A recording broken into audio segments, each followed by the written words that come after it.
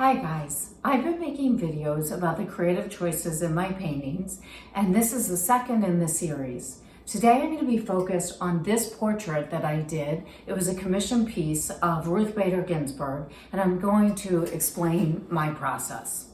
So whenever I begin a new portrait, I like to research the person as much as possible and determine what's most intriguing to me about them. So what I found out about Ruth Bader Ginsburg is that she graduated top of her class from an Ivy League law school at a time when most women weren't even applying to college. And she did this while nursing for her husband who had a cancer diagnosis and while becoming a first-time mother. She was the second woman and the first Jewish woman to be appointed to the U.S. Supreme Court, and once she got on the court, she made it her mission to fight for causes that affected marginalized people like women and gay people and poor people and many other groups. But most interesting of all to me about Ruth Bader Ginsburg was the fact that she seemed to be a person that embodied this duality of both masculine and feminine traits. She was courageous and strong and bold and decisive, while also being soft and kind and empathetic and understanding. She somehow embodied the best of the traits that both sexes have to offer.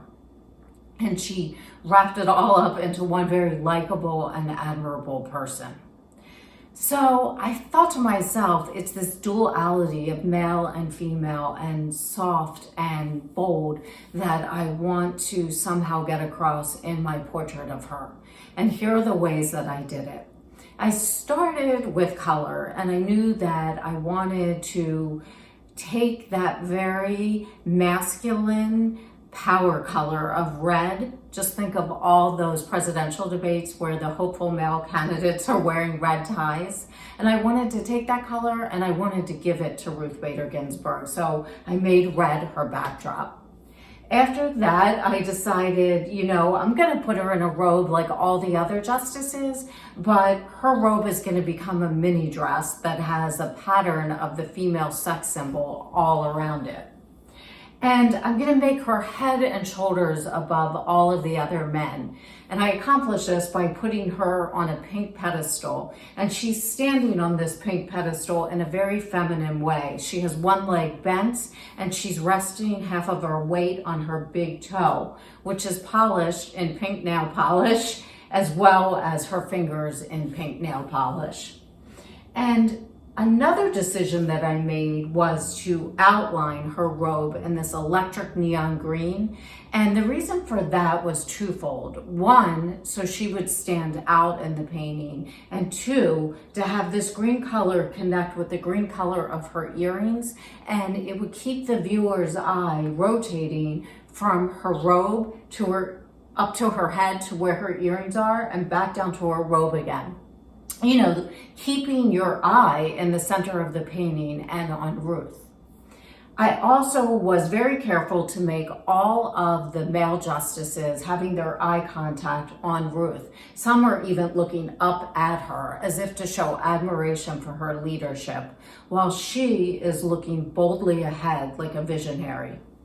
So these were all kind of the dualities that I made, and the final duality decision that I made was to give her a lace collar around her robe. And the reason I did this is because a fun fact is that Ruth Bader Ginsburg actually wore different collars all the time with her robes, and she tended to wear lace ones whenever she was going to dissent an issue. So to me, it struck me as, wow, this woman, even when she was disagreeing with the majority, she was doing it in a decorative and fashionable and beautiful way. And that really, to me, sums up so much of who this person was.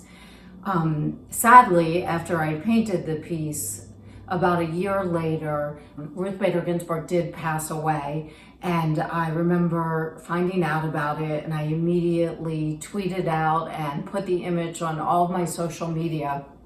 And the next day, an art director from the Washington Post contacted me and asked if I'd be interested in putting my image of my artwork in a special section on Ruth Bader Ginsburg in the Washington Post, alongside other artists' paintings of her from all over the world.